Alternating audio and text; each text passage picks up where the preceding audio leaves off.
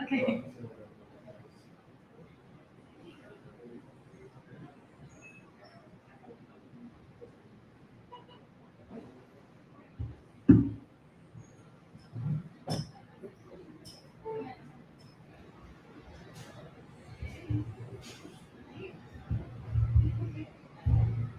Hola. Hello, hello, hello, hello. Hello. Okay. We talk to this side. Welcome to la Sala Libre. Um,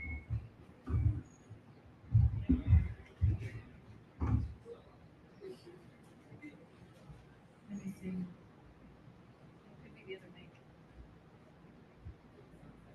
Testing. Debbie, you hear me? all right, here we go.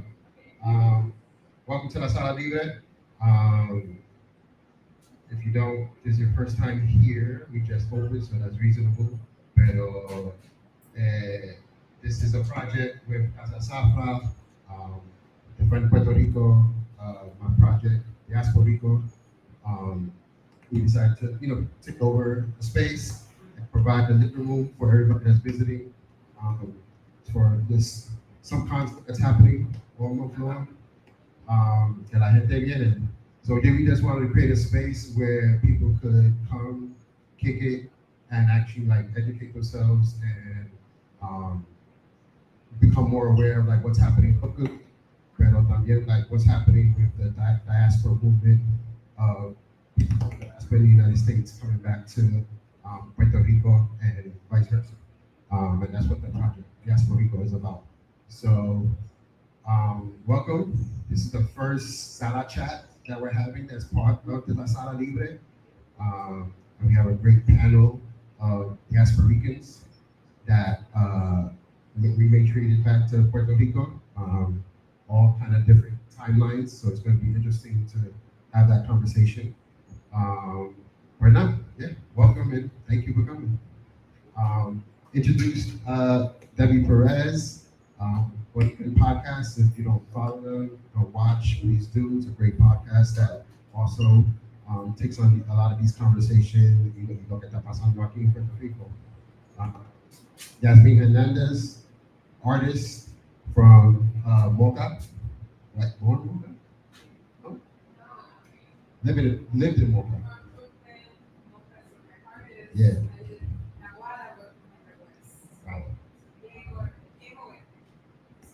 So great artist. She also has a project about repatriation. She's gonna share that with you. Then we got Elliott, who is also one of the first Diaspora Rico project interviews that I did. Un pan de años pasado. Yeah, a bunch of years ago. Seems like forever ago. But he was one of the first kind of subjects to be part of the project.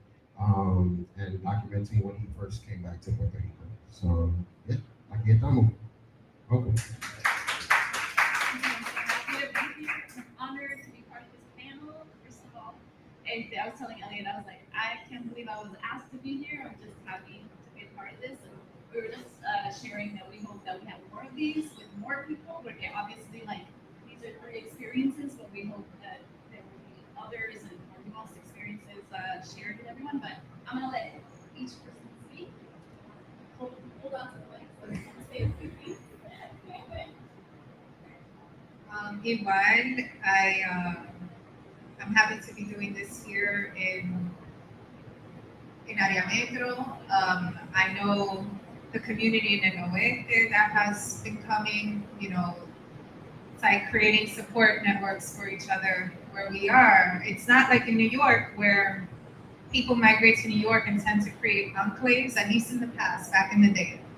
That when we come here, estamos como que regados, right? And so a lot of us is spread out. A lot of us either go to where our families are from or where we're called to. No contamos with like community or family. Sometimes my family's from Ponce, but I was called to El Oeste. So these gatherings are very important.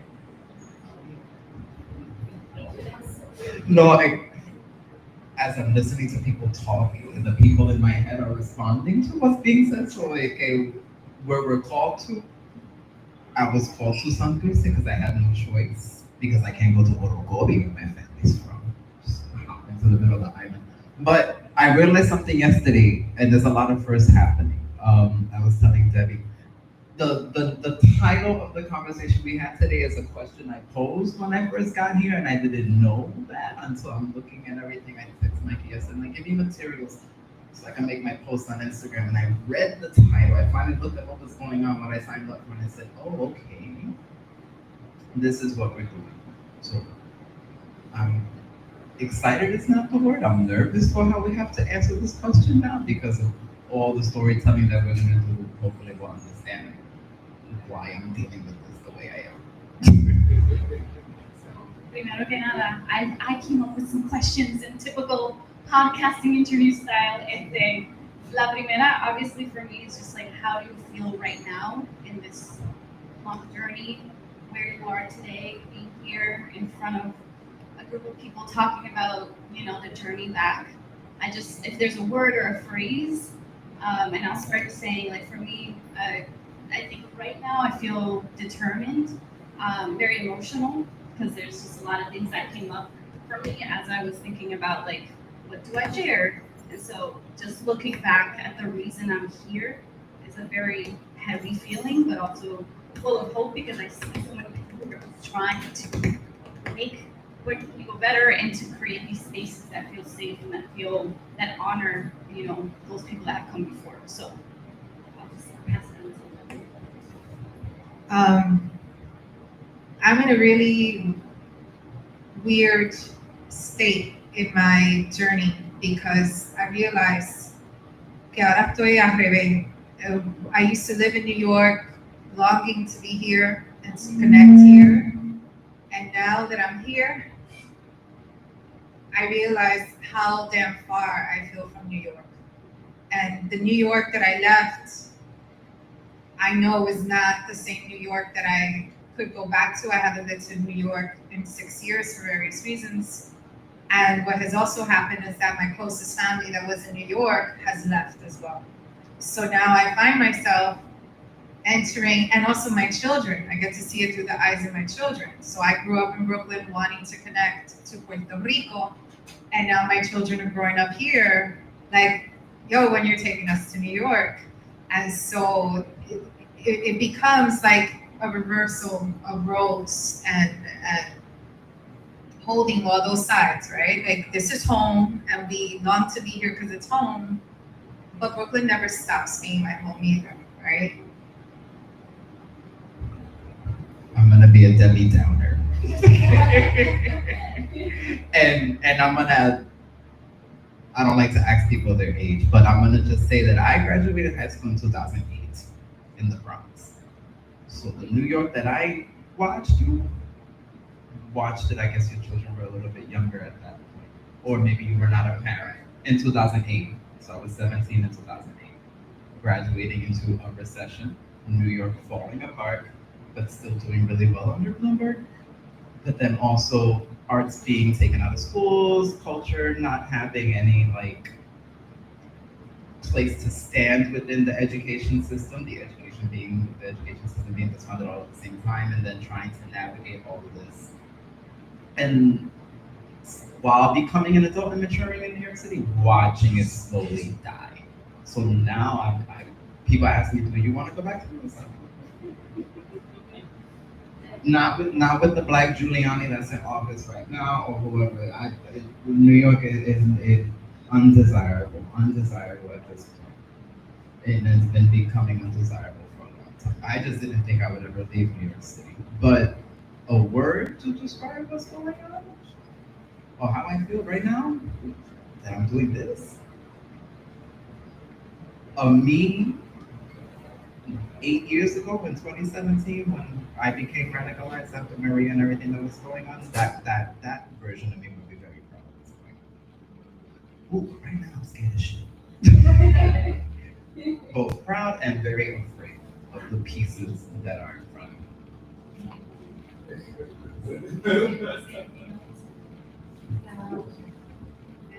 I just want to say about going back to New York and New York being a different place. Don't get me wrong, I ain't trying to leave. Let's just get that straight. I ain't trying to leave.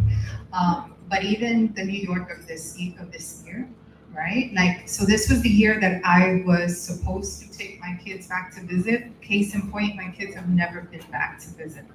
And that's why they've asked. And you know, New York was falling apart, like the whole country now is a shit show, and it's not something that I want to take my children back to. So the question becomes, do I just hold back, right? And yeah, that I just wanted to say that, but no, yo no me voy a ninguna parte. A visitar quizá.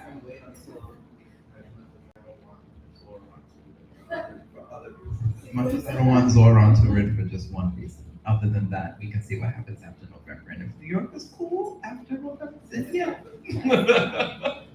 But if what's his face? If Cuomo or Adams wins again, they can wait until the 4 years to visit New York. I don't recommend it. Nueva York está fuerte ahora mismo. Everything está bien fuerte ahora mismo. But I did want to say, I think it's really interesting, you both, being from New York, and I was raised in Florida, so my parents met Springfield, Massachusetts. They had me, they brought me back to the island, and I was 2 years old when they were like, we can't find work here. Son de barrio, como they don't come from money, so they were like, well, the narrative propaganda worked, and they were like, let's go to America. It's gonna be so much better. No, it wasn't. They experienced homelessness, they experienced hunger, they experienced a lot of trauma, pero nada. So I grew up in Florida, and I didn't feel connected at all to that being home. Like to this day, I would never call that home, and I spent my formative years there. But what I do love, and when I think about the diaspora in Chicago, New York, and certain places where there is a strong community and a legacy of so many people creating spaces, like I'm so glad to hear that was possible for some diaspora. ¿Tú me entiendes? Yo creo que para mí, I'm always kind of like, I wish I had, but that all that to say is that there are so many experiences in the diaspora that need to be talked about. We gotta kind of dig in deep. So that's for me very real. But when you mentioned like going back to New York and how different it is, I think about the Puerto Ricans I've met in my time here who have come back to Puerto Rico as diaspora that were born and raised here, pero vienen para atrás y en Santurce miran para todos lados and they're like, I don't recognize this place. Y es como un heaviness that, so that's I think what I have taken, when I think about like the ethics of return, I think about being present and listening to people and their experiences and being a witness to just how traumatic it can be for people who were born and raised here coming back and to see everything change. And to talk about and Elliott, I want to hear you talk about this, but just like how gentrification, colonization has like pushed people in like different cycles of here and there, aquí para allá, todo el tiempo, and people don't feel stability and they don't feel sometimes even community because they're just trying to survive with them. So, ¿quieres hablar más de eso o tú me dices?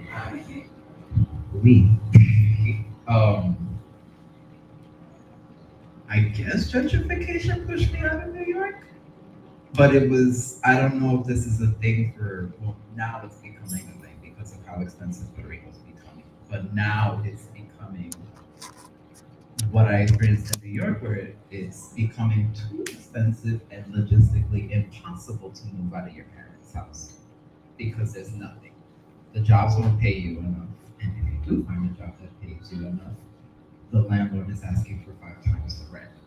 Logistically impossible. So I didn't have an opportunity to find any sort of socioeconomic independence in New York. That opportunity came without planning when when someone in the room convinced me to fly on a one-way ticket. They didn't convince me, but I visited Puerto Rico in the middle of the pandemic, so I radicalized by Maria, radicalized by a whole bunch of other things. Couldn't afford to leave to Puerto Rico at the time to see what I could do with anything. Freaking 25 years old, what am I gonna do? And I knew it was bad because when my cousins finally visited New York, my cousin's a doctor. He's well off in Puerto Rico. He's okay. His experience firsthand working in the trauma department post Maria is one thing that we won't fill the room with that. But to see that these people also struggled and didn't have water or light for 40 days, and that they celebrated when the calendar just magically turned on, it's like, oh, it's like that now.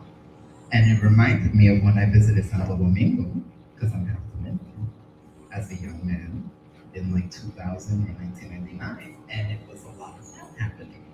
The generator, my cousins having to climb this damn machine and practically electrocute themselves just so we have hot water, and then the water wasn't running, having to feel like I'm Lunga, the trash bin, and now we're here doing that. And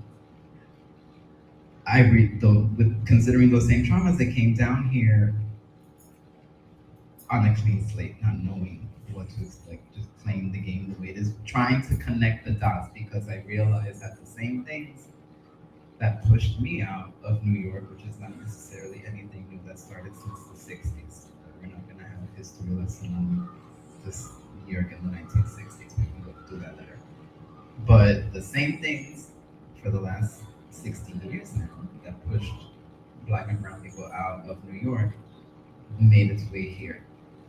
The funny thing is, the project in Puerto Rico has been happening much longer, but it's the same thing. Construction of the highway, building of the malls, destruction of the socio-economic centers of certain places.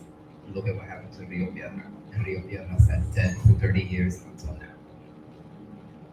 And that's where I got my taste of the whole gringo coming in with the suitcase of money and buying the building and everybody getting pushed out. It was really bad. I should have jumped ship.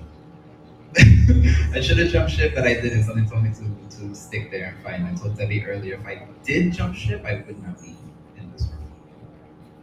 Because I would have been better off, I would have been elsewhere, I would have had my job, I would have lost my job, I would have been a totally different story. But once it starts happening, it starts happening. And it took me, what now? What was that? 2 years ago. 2 years ago now, I am finally back on my feet. That's how long it took. I am fully bilingual, so finding the job is not the issue. I'm more than capable, but it took me 2 years to get stable again in Puerto Rico, which in New York that would not happen on paper. There's no way. And there's a lot of back and forth of that, of trying to compare the systems and realizing, in New York, they elect to be inept when the money is good. In Puerto Rico, they just are inept because they want to be. Not to be politicians, obviously. This is great because it segues into like what brought you back.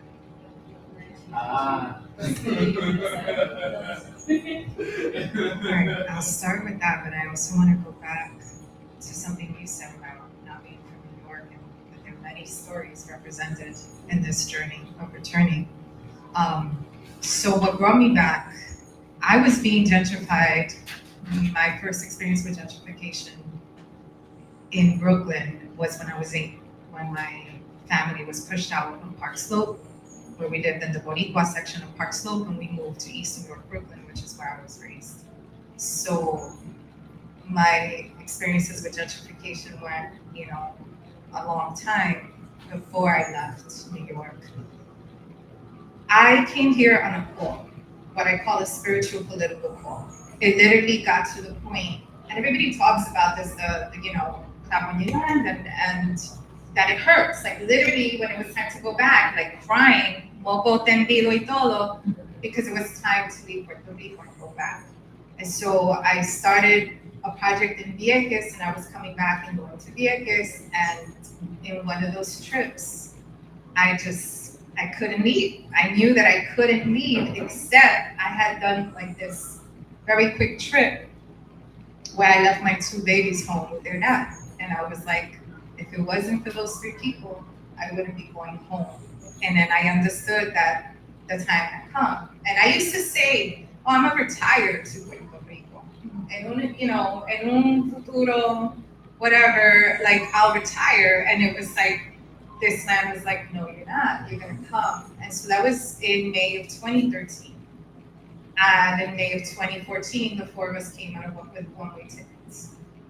So it literally was like that. Like we didn't have anything in place here. We didn't have jobs like that here. We came here because my youngest was starting kinder. He's now 16. And I knew que no lo iba a apuntar en la escuela in New York. So that literally we came when we came for kindergarten, to shop for kindergarten and a school. So that is how I arrived. It was, you know, like when we talk about things, the way that I understand the dynamics in New York and the dynamics in Puerto Rico all boil down to U.S. colonialism and imperialism and beyond the politicians here and the politicians there. And so I wanted to touch on what you said though, because so when I made 5 years here, I say made like if it's an initiation, right? I made 5 years here and I had like a vision. I'm a painter. So the vision that I got was something that I never had before. I love water. It's inspired me a lot in my work. And I had this vision that I had to start to research the Puerto Rico Trench. And I was like, why? That's dark, that's scary, there's no light there.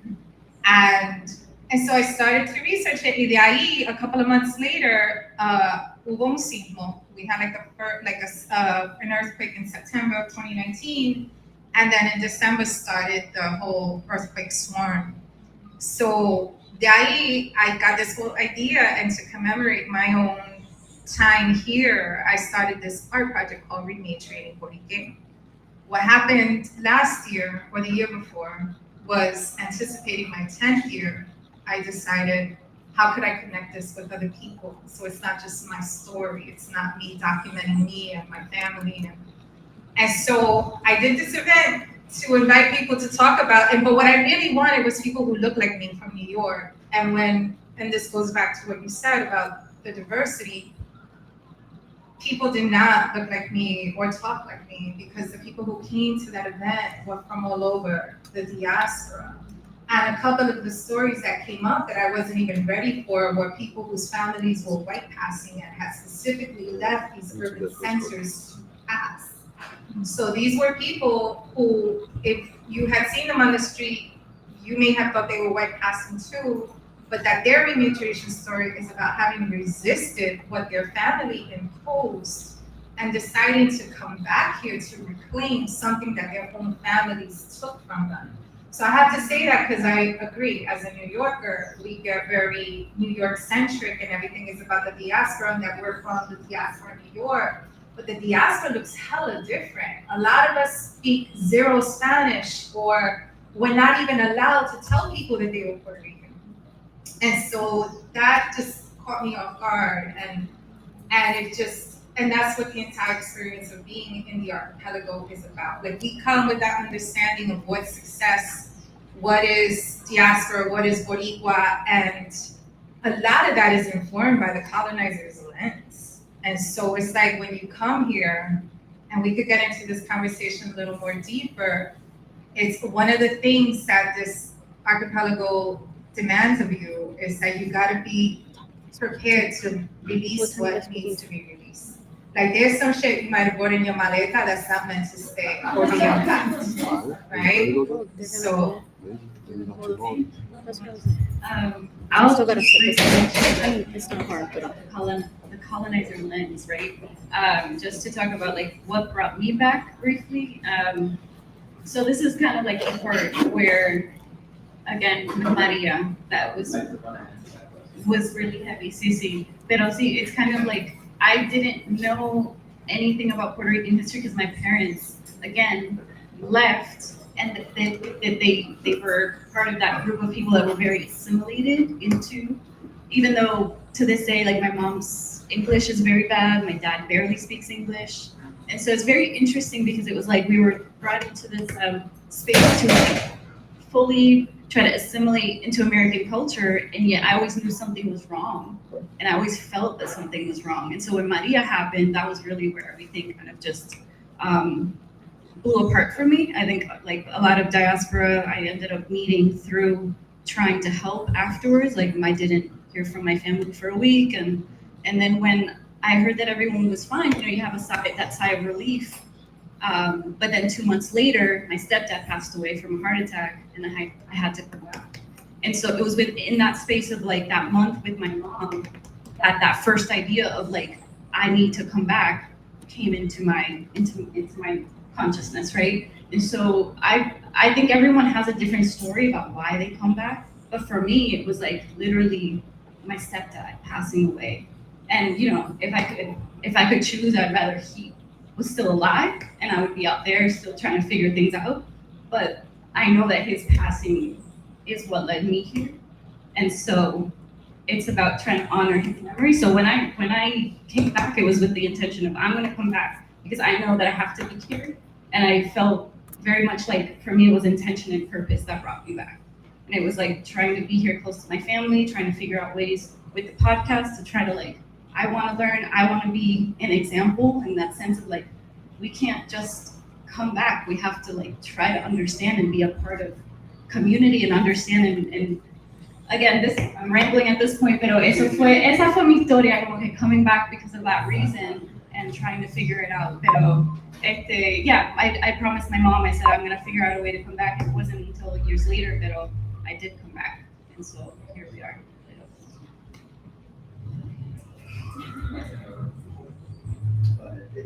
This is why I like letting the voices in my head talk, because it triggered a lot of different things. What Yasmin said I'm going to repeat, it was two things for me. There was a spiritual element involved and there was a political element involved. But the two things happened almost a decade apart. The spiritual part was this idea of there are people in the diaspora who are raised culturally inept. We don't know who we are. So we're Puerto Rican, and every second Sunday of June, we go out, we dance down Fifth Avenue, and that's it. Every other day of the year, we have no idea what it means to be Puerto Rican. Gandule, Pernil, Christmas time, which some Puerto Rican families will not play paranda because they don't know, because they didn't grow up with that, or they don't like the Jiba music. Whatever the case is, it was that. I got really into what it meant to be Puerto Rican. So the very embarrassing question, typing it on Google. I remember the day I asked Google, where do Puerto Ricans come from? I was 22 years old and in college. Where do Puerto Ricans come from? Because there was also a conversation about my own Blackness and dealing with people in the community. There were very radicalized Black Dominicans who laughed at me and told me, oh yeah, the Blackness is peppered in with you. Which then, instead of me getting angry at them, I said, what the fuck does this bitch mean? And I dug into it and I looked in the mirror and I said, oh, that explains the whole experience of everything. Boom, fast forward to the pandemic. Me and my mom visit Puerto Rico. Puerto Rico's virtually empty. We're staying at this Airbnb, in comes this man, and I'm sitting at the bench in like the little patio, and he comes over and he's on the phone with his headset talking a whole bunch of business shit. But my ear is ringing and I want to listen to him. And something told me to ask him, which I never really do. I don't like asking strangers what they do for a living. I let them bring that up on their own. But I'm like, what were you talking about? What is it that you do for work? He goes, oh, I'm a mortgage loan officer. I'm like, oh, what are you doing here? Blah, blah, blah, blah, blah. And he brings up this really, really cool tax law called Act 20, which I didn't know. I found it really, really interesting that there was a program by the state that allowed people to move tax-free. I said, oh, okay, let me look into this. I go home, I look into it. I said they exclude Puerto Ricans. What's going on here? And conveniently, if you were here pre-Maria, you're disqualified because there's no way that you still be living here. What was it? 140,000 people left after the fact. All those homes sat vacant, so now you can't qualify to come and be tax-free to rebuild your home. It led me on this really, really, really long rant that garnered the attention of people everywhere. And this conversation was had between people in the room and other folks, and the conversation that triggered the whole thing was, why the fuck don't these things exist for Puerto Ricans? You have many generations of displaced people all across the country. There's Boricuas in Utah, tocando bomba. Yeah. In Utah, in the middle of Mormon country, bendito sea. But they play bomba, they keep themselves alive with that, they regenerate with that. But I thought Utah. And I was so angry and fueled by this. I gotta get back. I don't know what it's gonna do, even if I have to just visit for a little while. I gotta figure out what I can do too. There's gotta be something talking about this. And after a couple of conversations, I was given the proposal. I like to joke and say I was convinced by my friends, but the proposal was, come, check it out. We got your back. All you need is a month or two. Whatever you decide to do, you're gonna do. The plan was 8 weeks, help a friend with this project where we created this collective that was going to bring attention to this tax incentive. I realized that we were deep in shit when we were in Zoom calls con Maria de Lourdes, having conversations with politicians, and I'm there in the Zoom calls and I'm like, I don't understand the lick, I gotta work on my Spanish. This is gonna be a problem. And then I realized it really big, really fast, and I said, I gotta get down there. I left on a one-way ticket and I arrived April 19th, 2021 at 3 p.m. And I went straight to La Perla. Bomba to party, and shake on the tail feather, and it was great. But right away it was hit the ground running, and then 6 weeks into hanging out with people and talking about this and still doing the phone calls and committing and organizing and saying, oh God, I am officially an activist now. There's no turning back. I was speaking to my friend Nicole in the room, and I said, baby, I don't think 6 weeks is enough time to really taste what's going on here, to know what I can do. And then a week after that phone call, I called my mother and I said, I'm signing a lease and I'm staying in Puerto Rico. Just a couple of months before that, my brother had moved out, so she's like, oh, so all my sons are leaving me? She's like, I'm a bad mother, what the fuck did I do? But it was, you know, all the kids are leaving the nest, it's about time. And then, you know, I be goddamn that the middle child got his independence before I did. So I went up to him, I left the country. But it hit the ground running. I don't know if anybody knows who Brinca Charco is or if they follow them, but they were one of those voices that convinced me to come. And something that they say that rings in my head every day for La Boricua de la Isla in the room, and for those who have come and have been here for a while, will understand the comedy of this is layered. They told me, and I quote, this was a warning before I left. Living in Puerto Rico is like playing an extreme sport. And instead of laugh, I got an amen, so we're good on that one. No, because I think, yeah, I had responded. No, I want to kind of piggyback on that sort of the extreme sport thing, because it kind of segues into like, what are some things that you wish you had known before you moved that looking back in hindsight, you wish you had either done or wish you had had conversations? Porque obviamente, I think we're having this conversation, to me, for the first time. I've never seen like a panel around this. Maybe there have been. There's probably been groups that have talked about it individually. We've talked about it, pero un panel así, over the ethics of return, over like understanding, especially when you say like the design of the government to kick Puerto Ricans out and bring in the foreigners, y que, tú sabes, es un sistema like really very purposefully to kick us out and to create more diaspora.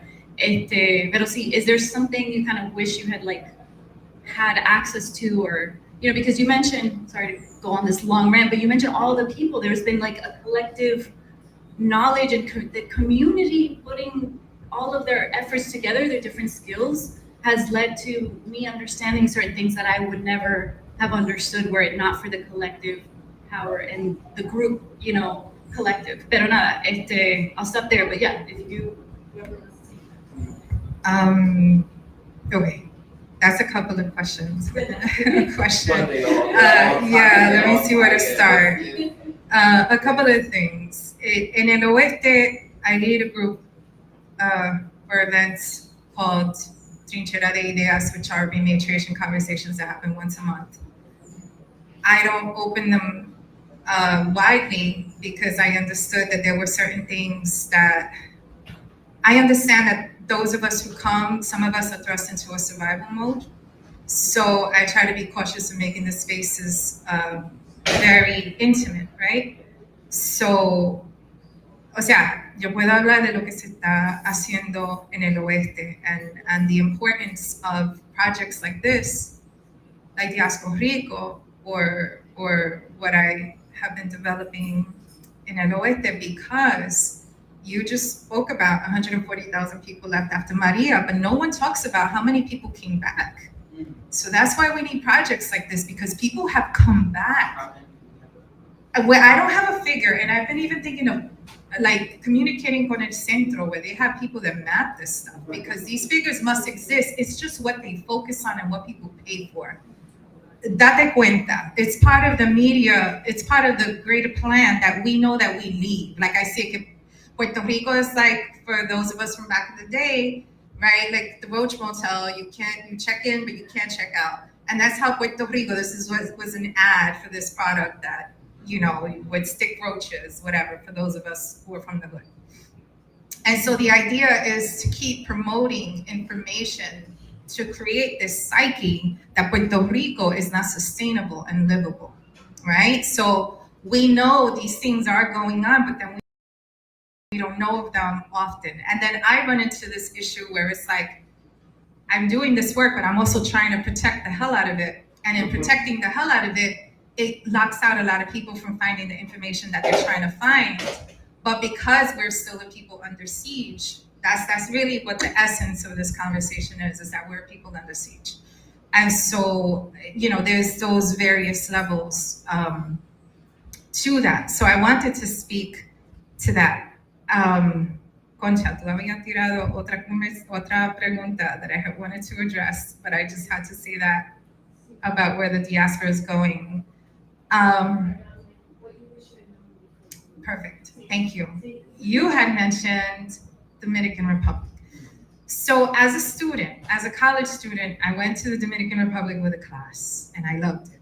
And I even did a series of paintings called Se Fue la Luz because it inspired me so much that it was part of the culture. Que se iba la luz y tenían canciones, Se Fue la Luz, y todo el mundo participaba en eso. So that was my experience back then when I was an undergrad. Lo que nunca había escuchado es que se iba la luz en Puerto Rico, because that's part of the story that's sold too. Puerto Rico was the shining star. Puerto Rico was the model colony. That kind of stuff didn't happen in Puerto Rico. So what did I wish I knew before I came? I had no idea that the lights went out. So when we got here in May of 2014, todos los días llovía, todos los días se iba la luz, and where we were staying in the campo, that house had no cell phone signal, and we didn't have a landline. So if my husband went down to the pueblo with the kids, and then it rained, which it did every single day, we would lose communication. And I did not know that, right? And I found it very interesting that that narrative doesn't get put out. Like lo que se habla de Puerto Rico is super curated, right? As this colony, but the crap that Puerto Ricans will talk about other countries in New York, like, porque los dominicanos, porque esto, porque Cuba. Lord have us mercy, porque Cuba. But Cuba has a skill that Cuba knows how to survive, and that's the skill that we did get after Maria. I was here, and I lived through Maria with 2 children, ages 5 and 8. And we lost our light not with Maria, but a lot of people lost light and water. Okay, we had light back after Irma, but we lost water with Irma. And so when Maria came, I already had piles of laundry collecting. And then we didn't get out. We had no water for 50 something days, and we had no light for 4.5 months. So that's when Boricuas stopped talking the mess that we get sold, that the colonizer uses us and pins us against one another.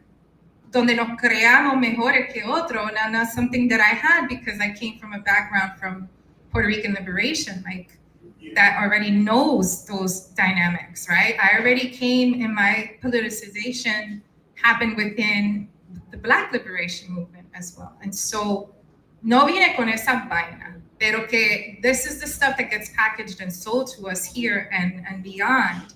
So I really would have liked to have known this happens, but I had a Dominican friend who lived here in the 90s tell me that this did not happen to the level that it started when I moved here. So I came in 2014, and if people who live here could attest to this, de que no se iba la luz de la forma que se va ahora.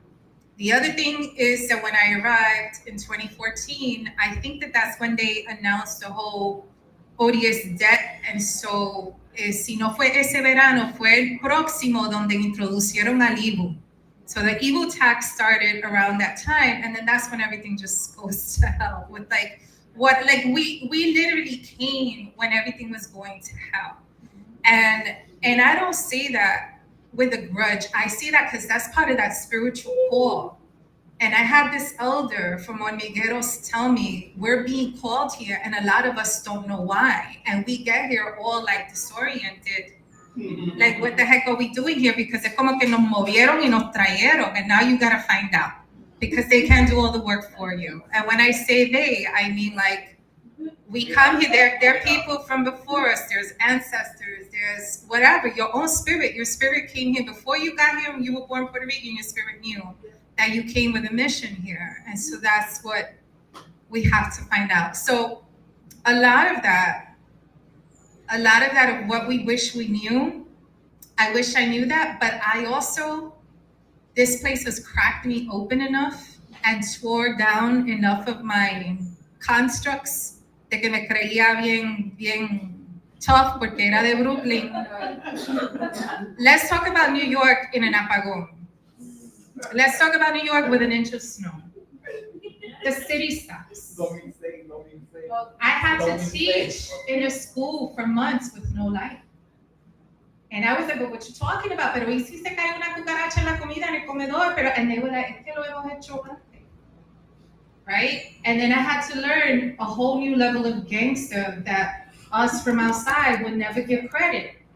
A lot of people would say, oh, people from Puerto Rico, it's like, they're not political enough. So I'm gonna segue because this is such a deeper conversation that I feel like we haven't touched upon yet. But the conversation is, when I mentioned it before when I said we gotta be open to release what needs to be released. And one of those things is that lens and that assumption that we make and that we come here with. Like, we're like this and you all are like that. Y ya ahí la cagaron. The we and the you and the todo eso, and that's something that comes from over there, and just taking ownership. I'm not saying everybody, but this is a process I had to do too, which is taking ownership for the ways that the colonizers seeped into me, coming from the belly of the beast. A lot of us think, what I learned from Puerto Rico, I'll say this. What I learned from this archipelago is that a lot of us talk about free Puerto Rico, and that was what most of my work was in and is in. And then when I got here, and I'll check my language because there are children in the room, pero the archipelago was like, be who you can free, you need to start with yourself. You need to start with yourself. A lot of us have all these elaborate plans about decolonization and free this and free that, and we could apply it into a collective sense and an external sense, but a lot of us don't know how to face the mirror and to start to have those conversations about all the stuff we need to undo, about how we abuse our own bodies, about how we uphold the patriarchy,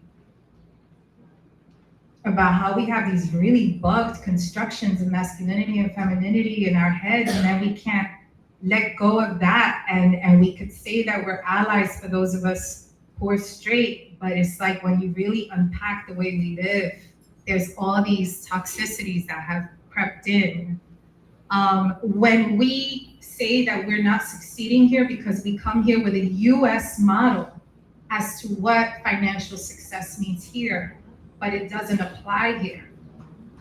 When we come here, but we bring the master's tools, and then we get mad at our own people because they don't understand the master's tools, but we're trying to impose them. When we walk into someone's house who has to deal with not having light, but we're complaining porque hay mosquito y no hay aire. And so a lot of us, or one of the very common ones, when we go to a restaurant and we're pissed off because it's taking the mesera a little too long than New York is used to get to our table, but there's one mesera and the place is packed. Y la gente te acá, I made that mistake. I'm not here preaching. A mí me da, I had to go through this.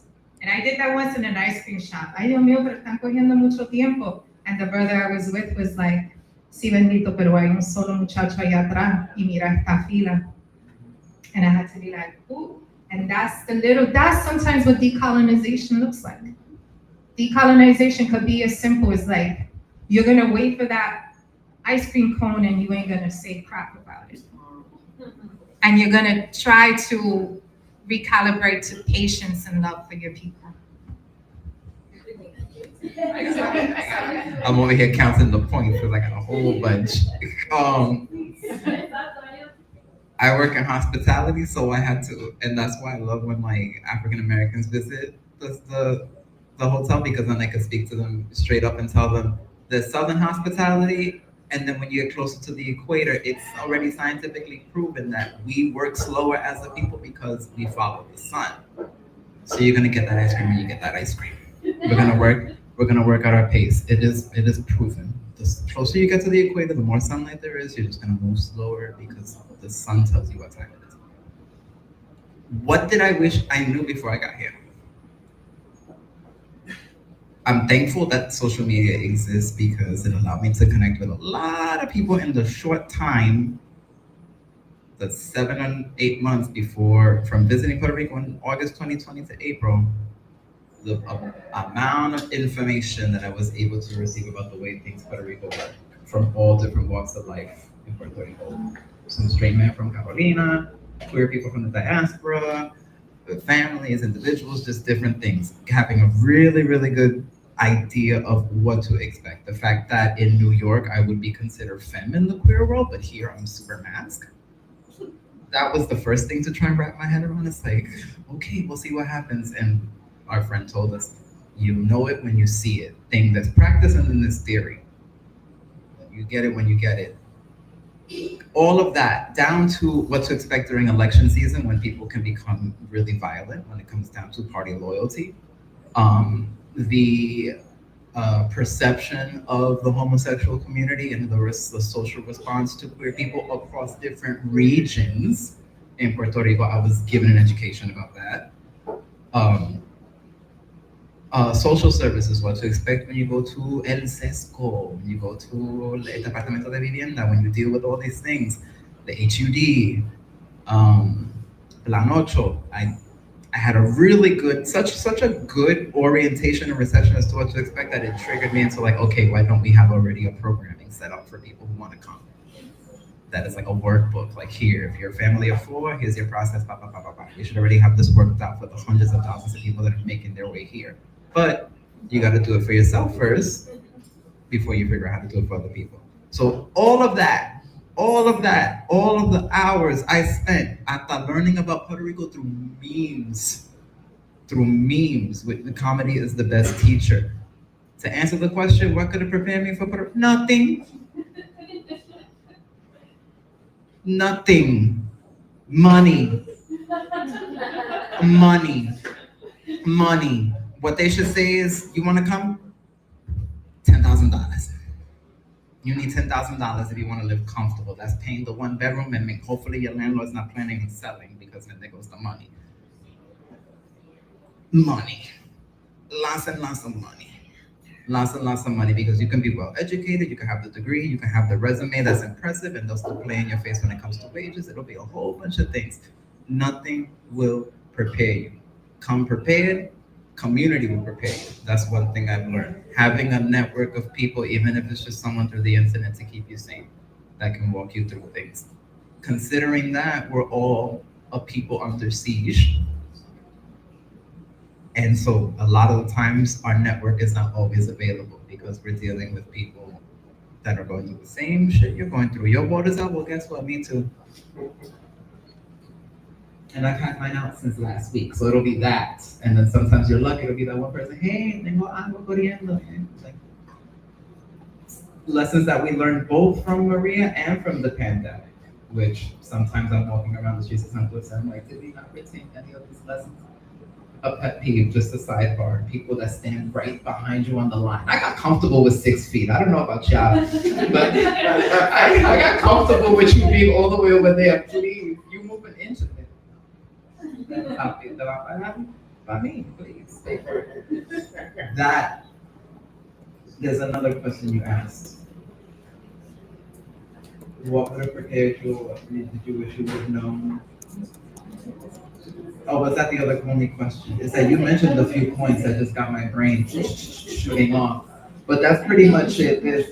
I don't think anything can prepare you for repatriation other than having a shitload of money, forgive my language, but you need to have a lot of resource. And I know this because I've seen people who are not necessarily Puerto Rican, but find their way here, find their way to do ethical work. Whether it's spiritual, they find, but they get here. I know somebody who shipped their car, they were like, oh, it's $3,000, that was nothing. I'm like, girl, do you know what $3,000 can do in Puerto Rico? If you live within your means, you know what $3,000 can do? I got something close to that at the beginning of the month. It's gone.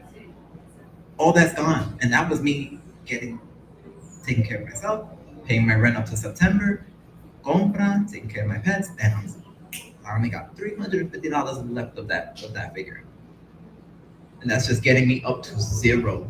And my credit card is I still gotta pay that. So nothing. Just dive in the pool. Remember, it's an extreme sport. Jump in, get your feet wet.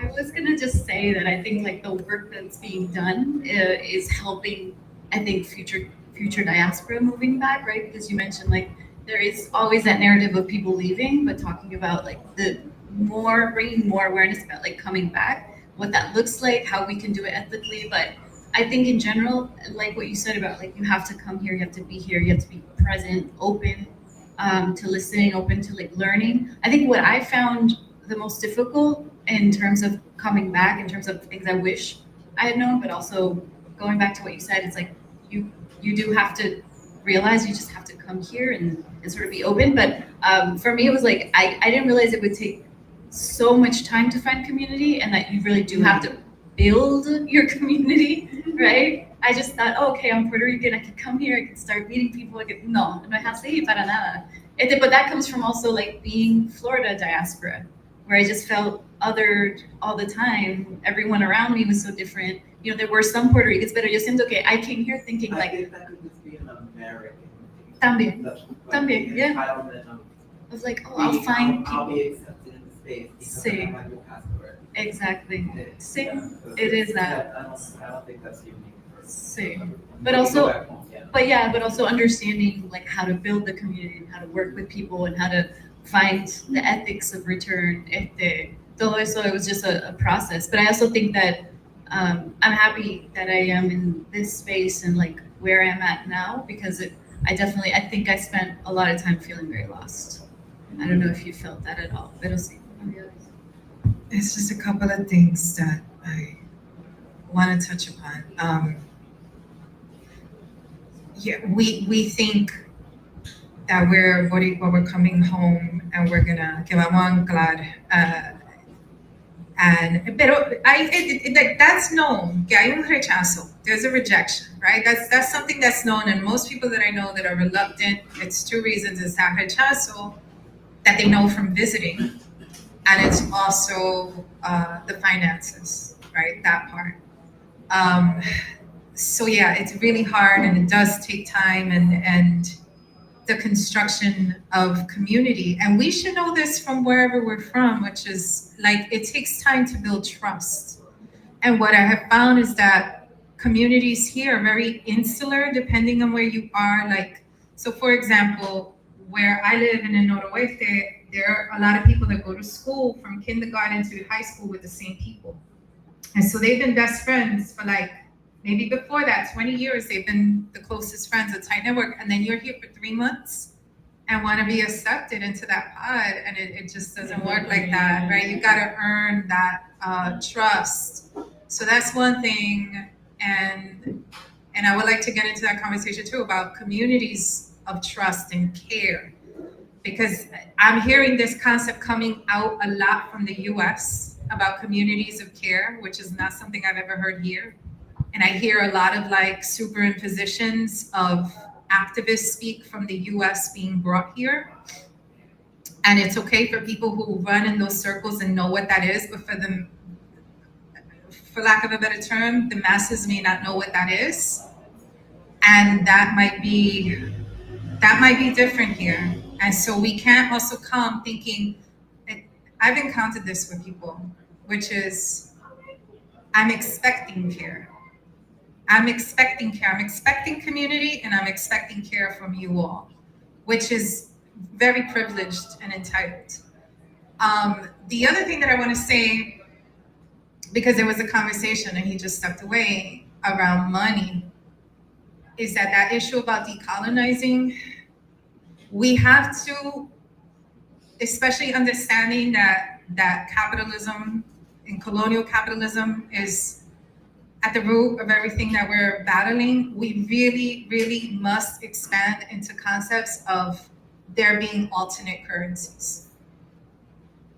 So money is needed, yes. And I didn't come here expecting to have financial success. I knew this was a colony. I knew that this was designed since 1898 to do away with Puerto Rico's sustainability, because that's how you keep colonialism perpetual. So I can't expect to financially succeed under that system unless I buy into it and participate in it. That's the bottom line. But what I learned here from my people was a different abundance, right? So like moving to El Campo, where people, donde un árbol de aguacate te va a dar como 75 aguacate.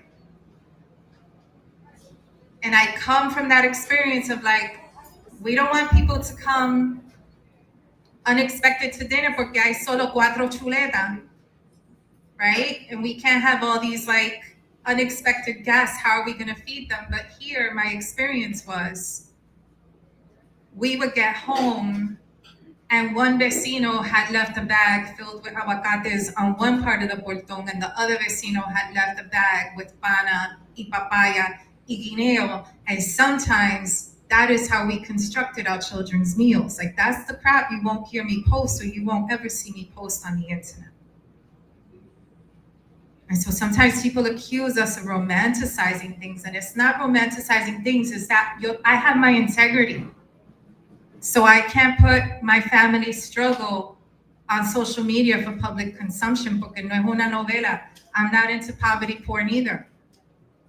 And what am I communicating if I get on the internet and say, I have no water, so that your friends could throw you like some Cash App business from the States, when your whole community, your whole Loma ain't got water? So unless you're asking for that Cash App to share it, no te tire a las redes, because we also have to be clear about what we're leaving. So we're leaving the amenities and the positions and the titles, and we want to grieve that. Then when the going gets tough, you can't go running back to it or summoning it. Like, why don't I have this here? And it's not to say that I believe that Puerto Rico should be condemned to poverty. But I also do believe that our understanding of what our needs are and what our wishes are skewed by the US. Because let's then take a comparison between Puerto Rico and Gaza, right? So we have to be careful when we place demands and say, sí, pero a mí no me gusta Puerto Rico porque no hay esto, no hay esto, no hay aquello. But let's remove ourselves from that luck that we have with the US, and let's re-envision ourselves in an international context. In the context of international colonialism, where does Puerto Rico lie? Y de ahí tenemos que bregar, porque nosotros estamos también como que bien, right at bushy tail con lo de los Estados Unidos, and all of that has gone to hell this year. And it hasn't gone to hell, it always has been, it's just been reviewed. So a lot of those ethics and care is like, ¿cuál es la mierda de allá que tenemos que estar muy conscientes para no arrastrarla y traerla para acá? No es que no existe. It's just that we have the clear vision of both sides, and we need to act the part, because that's a privilege too, to see both sides. So now that we know both sides, how do we use that as a strategy? I'm like, I'm gonna give you the mic back. Did you have anything you wanted to add to that? Okay, no, don't worry, don't worry. Right. It's You can okay, open up the exactly. question again and I'll see if No, I think, yeah, I'm trying to like, where were we too? Because I was thinking about, you mentioned finances, money, and I was talking about opening ourselves to alternate currencies. That since we live in a capitalist colonialist system, like how could we rethink abundance in other ways so that we're not always bound by that system, that structure that's imposed? We still need money to survive day to day because that's still the structure we live in. But I was just commenting on like how living here has also taught me to see abundance in a different way, not just be it there.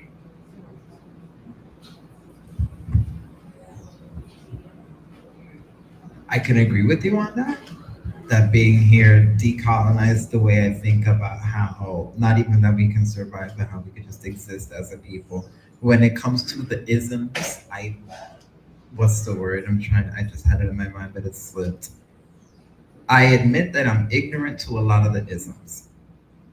Capitalism, socialism, Marxism, all of the isms. I don't understand systems. And what sucks about the world is we don't have but I learned, let me rephrase that, because I learned that the reason why we don't have positive examples of these systems working is because we're viewing it through a specific lens. So if I'm constantly looking at it through a capitalist lens, of course I'm not going to understand why communism or socialism could work elsewhere, even though right now we have a socialism. No, but the isms, we're talking about finance. We're talking about finance and money. So as far as like choosing what system could work for us, as we try to, my imagination lacks in that department, is what I wanted to say. I cannot really think that way. What if we're trying to think about using those systems? Abundance in Puerto Rico, yeah, I see it all the time. What with the potential of it, I don't lack imagination there. As far as trying to organize it into a system, what we're gonna have to do don't exist, I guess.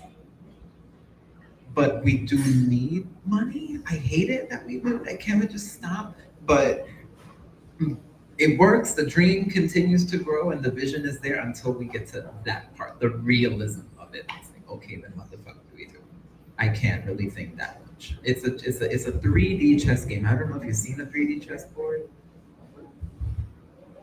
It's insane. Or not even that. There's also chess boards where it's 4 people. It's like that. We're dealing, it's not just one side to this. It's so many different moving pieces. Okay, well, I don't know how much time we have left. 10:15. We still have time? Okay. I did want to ask about sort of, where do we take this conversation after this, right? Because I think it's so important that we continue to have more of these conversations. I kept thinking about the podcast as well. It's like, I want to find a way, because I feel like there's diaspora being created every year. You know, I remember talking to a friend in Rio Grande, que ella me decía como que en la escuela there's like hundreds of thousands of kids that have left Puerto Rico, and to me that's sort of why I do in terms of the podcast, like trying to bring more of the issues, because I feel like the minute that narrative of like the minute you leave, you don't connect with the issues that are happening here. A lot of people talk about when they're over there, they feel somehow disconnected. And it's not even like they can't, no sé, sometimes it's like between the Spanish, the English, no sé, pero there's something that sort of disconnects people. Although I feel like there's been a shift in that. And I do, I won't say I can speak to the whole community because I see so many people being active and coming back. Pero nada, I just kept thinking about that in terms of like, how do we connect or how do we create spaces? Maybe that's something that's just evolving. Maybe different groups are in the process of that. But where do you hope that these kinds of conversations grow more, or sort of, what do you think of that?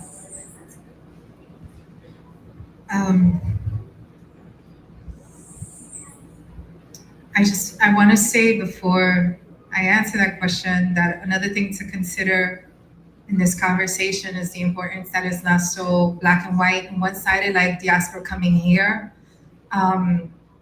In documenting some of these stories or painting folks around these stories, what I also had to open up to was first a lot of people from Puerto Rico who left for various reasons coming back, and then including those folks in part of that's rematriation as well. And then most recently,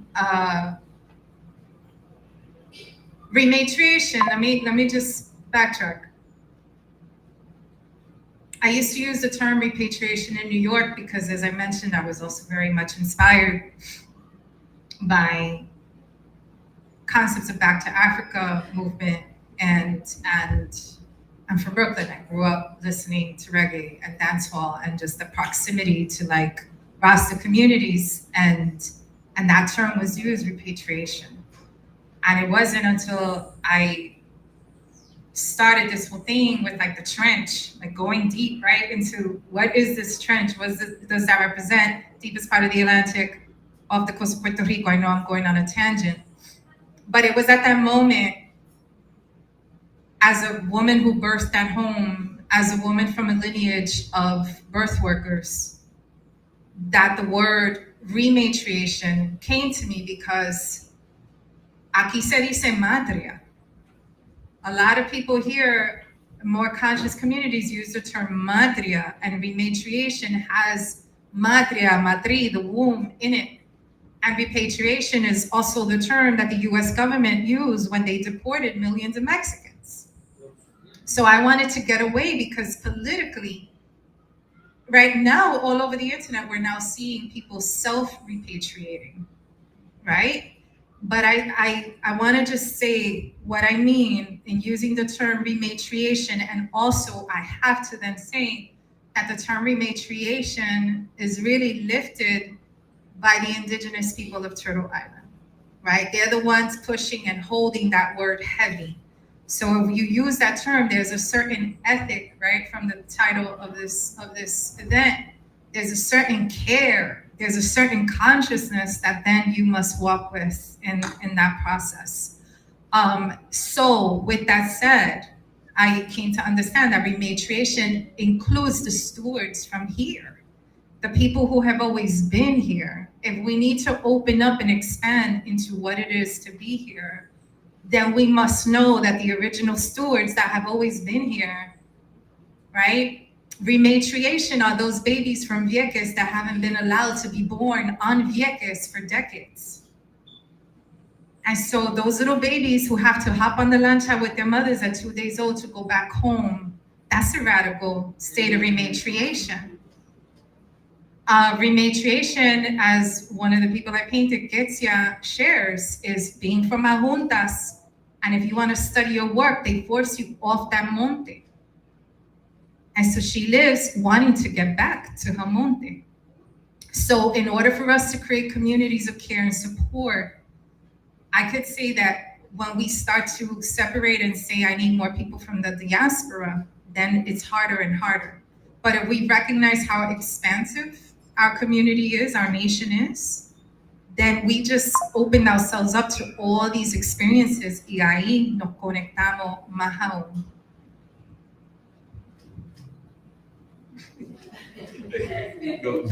Nothing to add.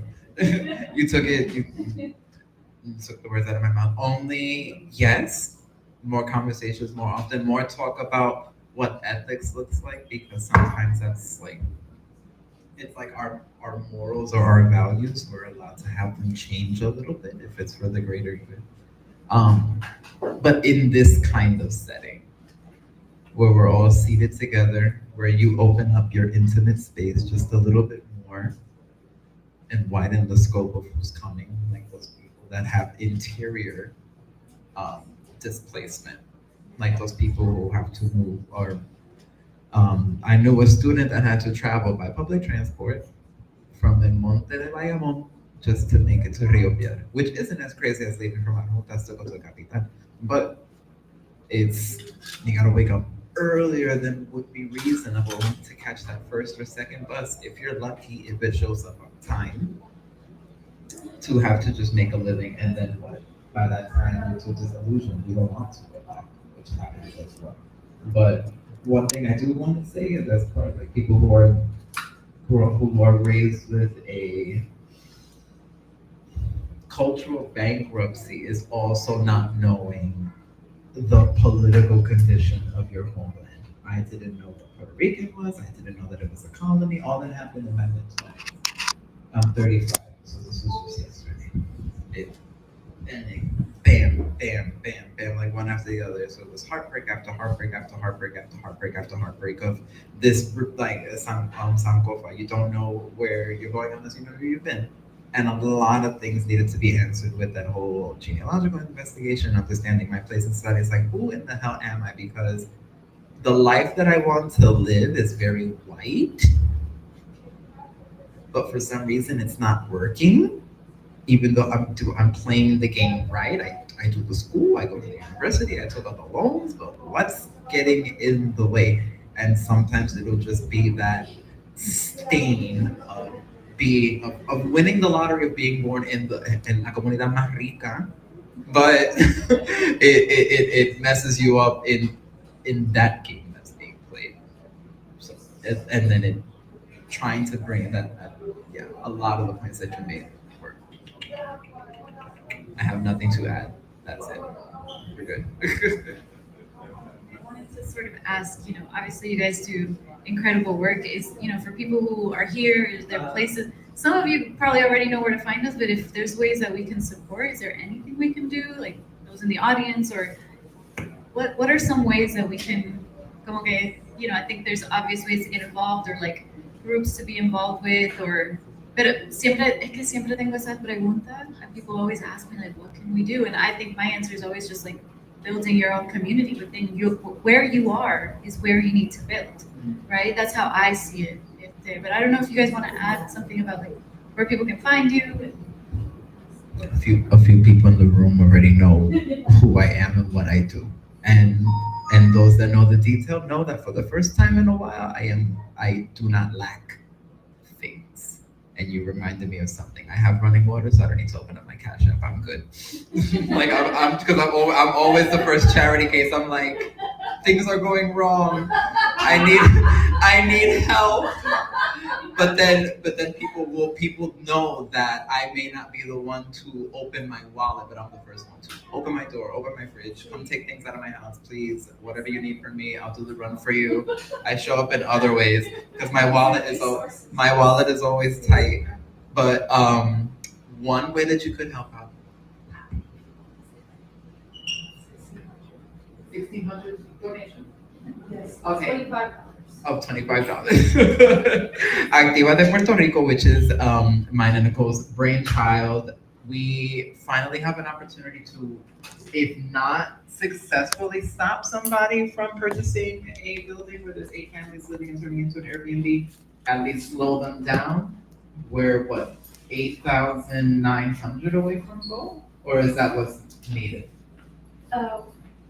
We need 40,000, but that's $25 for for 106, but 1,600. 1,600 people donating 25. Corre la voz. We need 1,600 donations of $25 to begin the legal battle, so at least slow this down. The point of it is to keep those families there, keep them under low income housing, keep their rent low, take advantage of the space that's in the basement to turn into a community center, which the multi-function of that will be developed within the group of people in that community. This was inspired by just wanting to slow something down. Also, she lives down the street from where it's happening. She doesn't want it to happen on her street. And also, someone in her life remembered fondly that there was a community center on that strip where Tego Calderon had a laboratory and a studio there, and they would open it up to kids to come and create music there. So, not the exact goal, but the fact that something like that happened on that street that's being heavily gentrified, actually, literal, por allá, down the street. Yeah, so that's how I can be supported right now, that this brainchild gets a little bit more fire under its butt. For people who don't know where to find me, my full name on Instagram, ELLIOTTRAYLASSI, Elliott Lassi. Please remember the 2 L's and the 2 T's, otherwise you will not find me. Aside from that, I'm a genealogist. My hobby, my passion is I like to connect people with their own family histories, whatever that looks like for you. Every single story is always different, but then also in that work, prepare yourself, because then that's when your rematriation becomes spiritual. It's political at first, the idea of let me remove myself from the United States physically. Let me put decolonization as far as I can, because I'm decolonizing myself by leaving the state, but moving to the colony. Let's see how this works. I'm signing up for this experience. I have no right to complain. But within that, coupled with other things, it starts to reveal the spiritual work, which is more of you work, you serve the community, but then what are you sacrificing? Where does it hurt? And homelessness, seeing homelessness like that, dancing on the edge of it, and never again. And I don't want that for anybody else. So if we can get this going, that'd be awesome. I live in El Oeste. If you are ever out in El Oeste, my art studio / community space is called Boricuas. It's a tribute to bioluminescence because we be navigating so much darkness. So a lot of the work, the events that I do is out of that space. The rematriation conversations happen out of that space. The website is called Rematriating Boriken, BORIKEN, that you can learn about the project. Also through my art website, yasminhernandez.art. I will be also making some of the stuff available in Boricuas, available online. And the IG handles are the same at Boricuas and Rematriating Boriken, also on IG and at Yasmin Hernandez. And then for me, Boriken Podcast, BorikenPod.shop is what has kind of happened in this year has been more working on sort of creating videos, creating content, trying to find ways to fund that. So, if you could buy my merch, it's in the other room. And I have a project that I okay, so the other side of this is also the producing, the filmmaking side, which kind of happened really during the pandemic and completely by chance, being asked to help produce an animated film called Libre Rico. And so since then I've done a few other films, but the most important, they're all important, but the most important kind of in this moment is the Albizu. And so PBS, Latino Public Broadcasting, gave us the finishing funds. For a long time we weren't sure how we were going to finish it with the post-production. So now we're waiting on PBS to let us know. She reached out to me yesterday. I'm waiting for the date. And before our president. And before it's all slashed, yeah. So on top of the PBS, it's obviously going to go through a process of community screenings that will be free. And so that's another piece de Albizu project, the Pedro Albizu Campos short film, Albizu Film on Instagram. So we'll be updating people as soon as we have information. But that's another thing I'm very proud of, and I'm hoping will be out very soon because we really need it. ¿Me entiendes? Hay mucha gente de aquí que trabajó en eso, and I'm really proud of it. Pero nada, any questions? I don't know if I should open it up to questions. One each. Yes.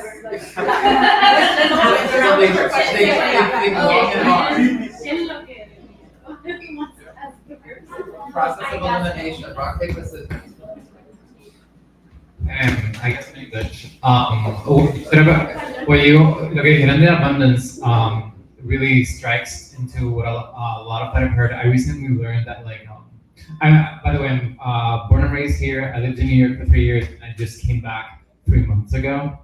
My story is a little different because I never really integrated into the American culture. I integrated more into a bunch of subcultures, and most of my friends were international immigrants from Brazil, Asia, some Jewish friends. So that's my background. But I recently learned that in a lot of spirituality throughout the world, abundance is not seen as money, and that's a very American thing. I think the Norse rune for abundance just literally means cattle, which is just you share what you got and it'll come back to you. And that's what you were talking about, that it's not always about the money, it's about the what you can provide, what you have an abundance of that you can provide others, and when others have abundance, they'll give back to you, and that's how we support each other. So I just wanted to say that because you really reminded me of that.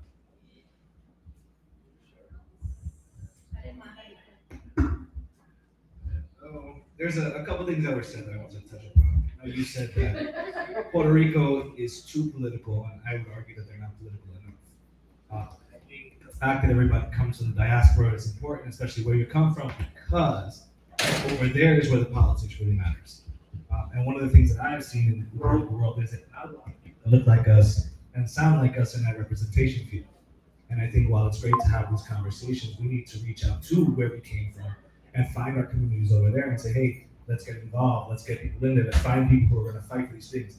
And that's why I was also taken back. I'm Cabo Bohemia, by the way, so Sudo I stay over here. And my nephew played for the WA so. But one of the things I took back is, I think those conversations and those stories of personal vulnerability about having food insecurity, about not having water, are some of the most important stories to be told.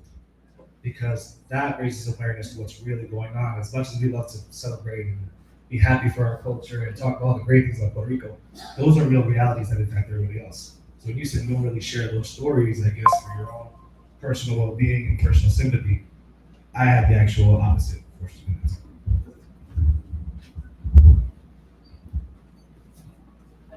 Most importantly, just never stop talking about Puerto Rico.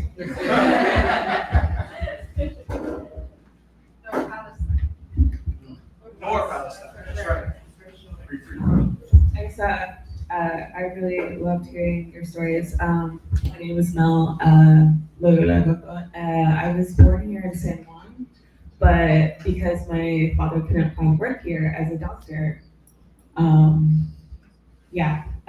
we ended up moving to a place called Abilene, Texas, and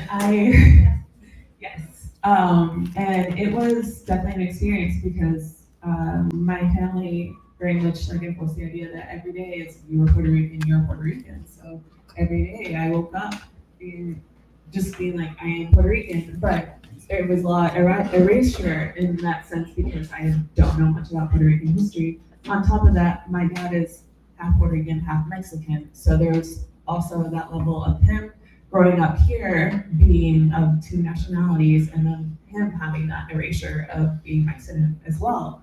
So there is, I came back here and just hearing your stories a little bit about the erasure of having multiple identities, trying to have that discovery. I'm also as well. And then also hearing, I guess that identity of being Black, but then also being Puerto Rican, or if that's not separate, that's, one thing. And how there's a little bit of that erasure here in Puerto Rico as well, because you have Loíza, you have Canóvanas that have that history, and I just there's you open the floodgates on so many levels, with so many layers of identity coming to this and rediscovering that, because that's not something that we are taught in the United States, because everything's about erasure. And I feel like a lot of that there's a little bit of that here in terms of certain elements of what has happened here. And so, yeah, and with finding out you're a genealogist too, I think that's incredible, because I feel like that's also tying in the history that's been lost here. Have to go through the avenues to get the certification, but it's not that. But that's amazing, because I feel like, again, also the multiple layers of our heritage have been erased as well. So it's just, I think I see that. On top of that, I'm a licensed architect here in Puerto Rico, and I was actually in a workshop yesterday where I'm still learning a lot about this, but having lived in New York City for 13 years and then coming here, because during the pandemic is when I moved here, I'm learning more that New York, there is a lot more availability to build through publicly funded projects. Here, it's private. I think this year I started working on a FEMA project that was to fix the portions of the university in Humacao, and that's funding that was finally, brought in from Hurricane Maria. So it just because everything is so privatized in terms of construction, so tied to private money. I feel like that's also an extra layer, because as well as yesterday, one of the architects that was presenting also mentioned how we were talking about the houses and housing in Loíza, and how a lot of those families are vulnerable they're in areas that are flood areas. And so what's happening is there is this huge vulnerability of that land being bought. And so, did you see the proposal? Did you see the concept designs for what they want to build in Loíza? no, Fabulous. Wait till you see. okay. Wait till you see. Because my family is rooted around that area, rooted in Canóvanas, and there's discussion about the property that my family has owned for multiple generations, land as well, and I just know that those, when I hear about that, it's just like I think about, those communities as well. So I don't know, that's not really a question, but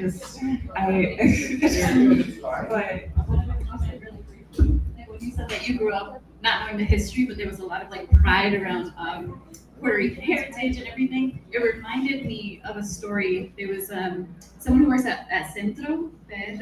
He was like, yeah, I didn't learn any of the history growing up.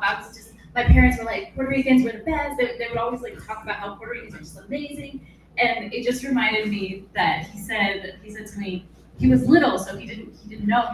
He asked his mom one day, Mom, was Jesus Puerto Rican? So it's just it just to that level, right? That we're oh, we're so proud to be Puerto Rican, but I should have responded, no. He was Palestinian. Exactly. She's another Palestinian. I don't know.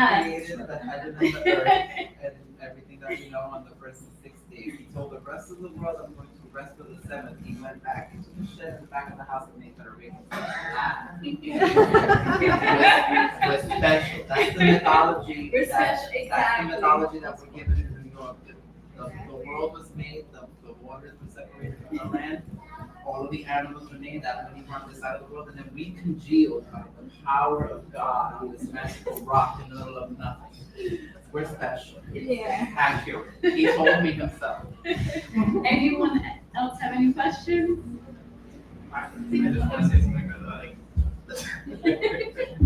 I just remember when you talked about that you learned a lot of Puerto Rico themes. And that, so I've been on the other side of that. I have a friend in New York who's raised in the Bronx. And, for friendship, they they used to send me a lot of memes about Puerto Rico, like chancleta, haha, look at this funny cultural thing, and I was like, I don't really like relate to any of this. Like, I guess it's part of the culture, but like, let me send you a lot of news about like the current politics, our current music. Lo memes fue de eso, de cosas políticas y de news and everything. It wasn't like corny comedy. A lot of what I But like a lot. were Okay, but it wasn't the same. people de Carolina and from like UP, it wasn't. Right? No, but yeah, but I guess the general thing is that I met a lot of like people in the diaspora who were like immigrated there, and I was just like, I was in Puerto Rico until 2 years ago, and I was put in a position where you really gotta educate the people on like the struggles of being Puerto Rican, and not because suffering is what unites us, but more because like, oh, this is the context of what's happening in the island, and that's brought people like to have that more like closer connection. Radicalizing will do to you. Like some people, two things will radicalize you in this world if you're ignorant. So the story of Puerto Rico or Palestine. And I'll repeat it again. Two things in this world will radicalize you if you don't know. It's the story of Puerto Rico and the story of Palestine. And it's really that. It's not so much the trauma point, which is what I wanted to jump in and say that I don't think they have misunderstood that. I don't think they said that Puerto Rico's not political enough or too political. I think it is. I think it is because when they made that comment, everyone was like, huh? Because every 4 years, I've heard of PNP pointing guns at los pipiolos. Los PNP pointing guns así, pasando en traffic tranquilo. And then they have all the coraje to complain about what goes on in Carolina cuando son los PNP. So it's big things. I was told don't wear green when you go out because you don't know. And then I'm over here living in Villa Palmera in Shanghai where it was all PNP. I was one of the only few peeps on that line. It was insanity. But part of why we don't want to focus on the stories is because of the trauma corn of it. We don't want to sit there and just talk about the woo, the sad. But within those stories, we find the resilience and the tenacity that unites us. So it's more or less not talk about it, but find a way to not center the pain because we've done enough of that. I tried my best when I would come here, when I would speak to other Puerto Ricans and I see that they're to Maria, I'm like, can we not? Yeah, just got over that. I don't want us to have to talk about it so much right now has been impacted by that there's no navigating it. Hasta los semáforos todavía no hay por María.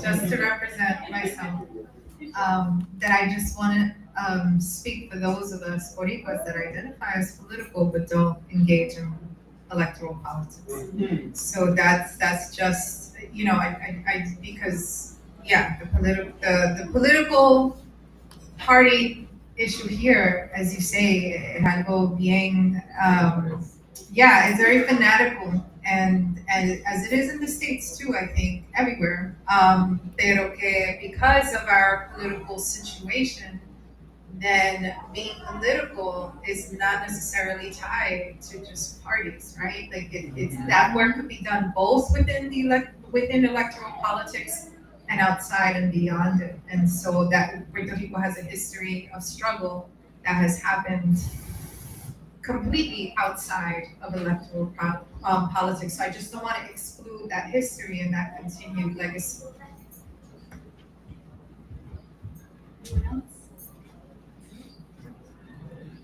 Thank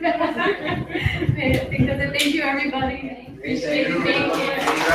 Thank you to Debbie, Yasmin, and Elliott. This conversation was so important, so insightful. Thank you for all of you for participating and sharing your experiences.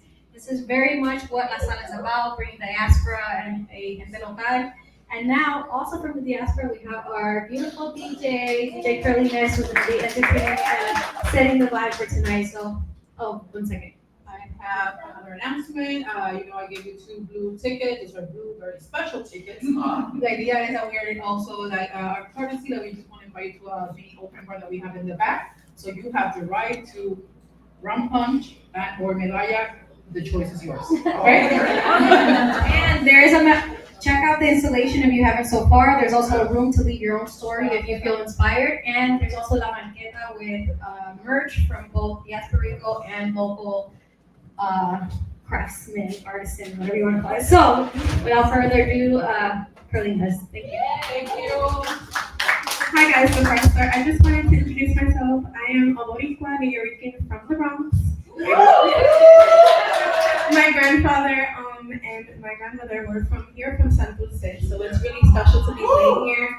I just got this from saying that. And I just want to thank everybody. I know some familiar faces from other chapters of life, and it's just really sweet to see everybody in the same room.